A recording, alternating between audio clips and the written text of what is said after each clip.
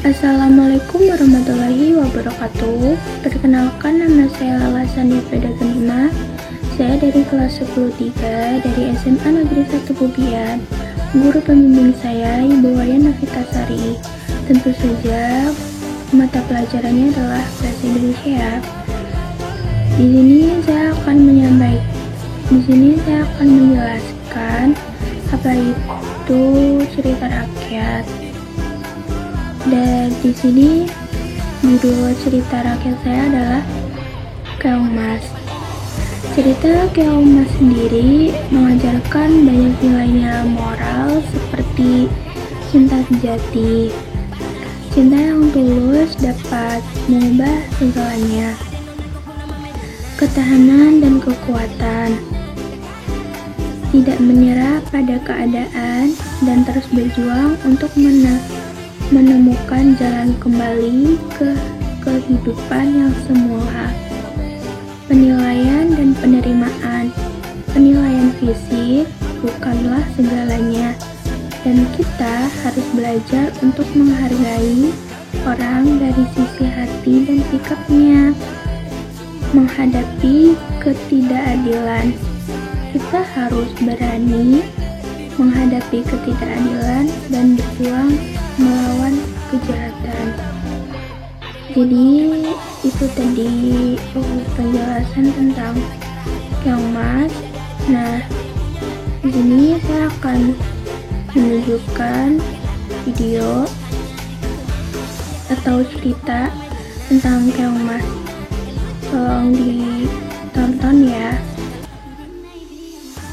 Legenda Keong Mas dikisahkan di kerajaan Daha, dipimpin oleh seorang raja yang bijak bernama Raja Kertamarta.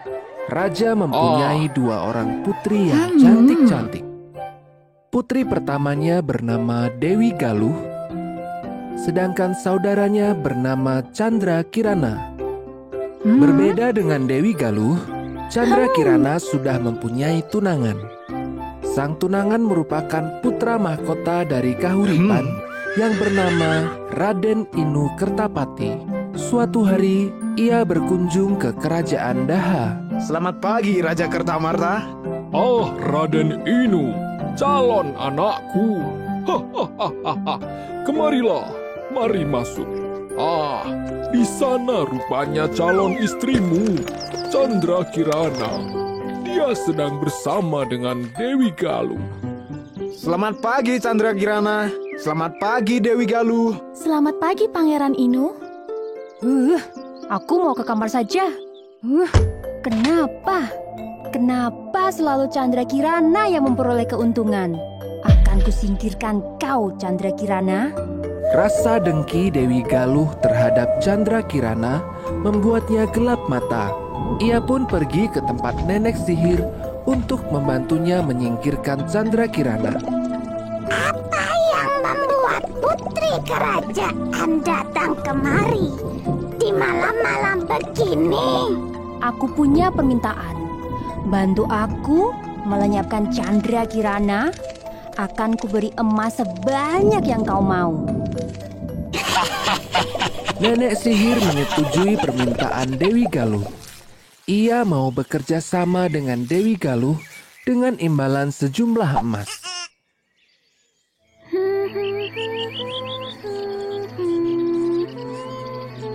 Hei, Chandra Kirana. Oh, hai Kak. Lihatlah kemari. Ini bunga yang dulu kita tanam. Siapa nenek itu, Kak? Kukutuk engkau menjadi seekor keong. Tiba-tiba, sekujur tubuh Chandra Kirana diliputi asap tebal. Ketika asap menghilang, terlihat Chandra Kirana telah berubah menjadi seekor keong mas. Kutukan ini akan hilang jika kau bertemu tunanganmu. Sebelum itu terjadi, kuenyahkan dulu kau. Akan kuceritakan pada ayah kalau kau telah menghilang. Kenapa kakak begitu jahat padaku? Apakah aku pernah melukai kakak? Chandra Kirana yang berubah menjadi keong mas pun terbawa arus sungai menjauhi kerajaan Daha. Kemanakah arus ini membawaku pergi? Apa ini? Wow, keong berwarna emas. Belum pernah aku melihat keong seperti ini. Ternyata jaring tersebut milik seorang nenek tua yang sedang mencari ikan. Sang nenek membawa keong mas pulang ke rumahnya. Ia merawat keong mas ke dalam sebuah tempayan. Tanpa sepengetahuan sang nenek, di pagi hari keong mas berubah menjadi wujud manusia kembali hingga di siang hari. Tak terasa hari sudah siang. Aku belum menyiapkan makan untuk nanti sore. Sang nenek pun pulang ke rumah. Betapa terkejutnya ia karena di meja sudah terhampar berbagai masakan yang enak-enak. Hah? Siapakah yang memasak semua ini? Siapa yang menyiapkannya untukku? Paginya, sang nenek kembali ke danau untuk mencari ikan. Lagi-lagi, ketika sang nenek pulang, berbagai masakan telah tersaji di meja makan. Penasaran, sang nenek pun memutuskan untuk pulang lebih awal dari biasanya keesokan harinya. Ia pun mengendap-endap memasuki dapur. Terdengar suara seseorang sedang memasak. Sang nenek terkejut melihat seorang gadis cantik sedang memasak di dapurnya. Siapakah engkau, wahai gadis cantik? Chandra Kirana pun menceritakan semua kepada sang nenek. Ia juga bercerita kalau kutukannya akan hilang sepenuhnya jika ia bertemu dengan tunangannya, Raden Inu. Entah kapan kutukan ini akan berakhir, Nek. Sabarlah, Nak Kirana. Berdoalah terus. Suatu saat doamu pasti akan terkabul. Sementara itu, di kerajaan Daha, Raden Inu berniat untuk mencari tunangannya. Ia berpura-pura menjadi seorang rakyat jelata. Tenanglah Raja, akan kucari Chandra Kirana ke seluruh pelosok negeri hingga ketemu. Mendengar Raden Inu berniat mencari Chandra Kirana, Dewi Galuh memberitahukan hal tersebut kepada nenek sihir. Sang nenek sihir berubah menjadi seekor gagak hitam. Ia terbang mencari Raden Inu. Raden Inu yang dalam perjalanan mencari tunangannya, tiba-tiba dikejutkan datangnya gagak yang bisa berbicara. Ke kiri, ikuti aku. Hah? Gagak itu bisa berbicara? Mungkin ia bisa menjadi petunjukku untuk bertemu dengan Chandra Kirana. Raden Inu pun mengejar gagak tersebut.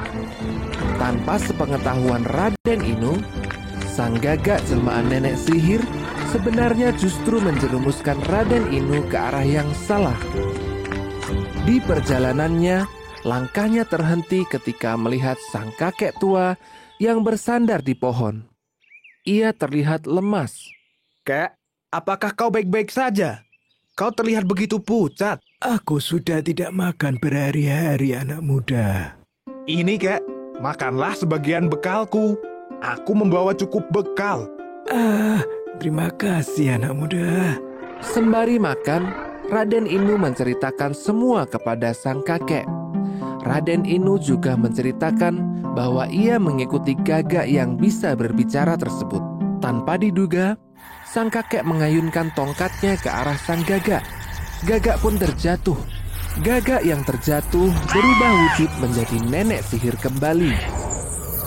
Ternyata sang kakek itu adalah orang yang sakti. Ia memberitahu kalau gagak itu jelmaan nenek sihir yang jahat. Ia juga menyuruh Raden Inu untuk mencari Chandra Kirana di desa Dadapan. Sesampainya di desa Dadapan, ia berhenti di sebuah rumah pondok untuk meminta air minum. Ketika hendak meminta air minum, betapa terkejutnya Raden Inu. Ternyata ia berhenti di rumah sang nenek yang merawat keong mas. Chandra Kirana dan sang nenek nampak kaget, sekaligus gembira melihat sosok Raden Inu. Perjumpaan Raden Inu dan Chandra Kirana membuat semua kutukan Chandra Kirana sirna. Mereka kembali ke kerajaan Daha. Chandra Kirana menceritakan semua kepada ayahnya. Takut akan mendapat hukuman, Dewi Galuh segera melarikan diri dari kerajaan Daha dan tak pernah kembali lagi. Akhir cerita, Chandra Kirana dan Raden Inu hidup bahagia bersama. Sang nenek yang telah merawatnya ikut diboyong ke istana.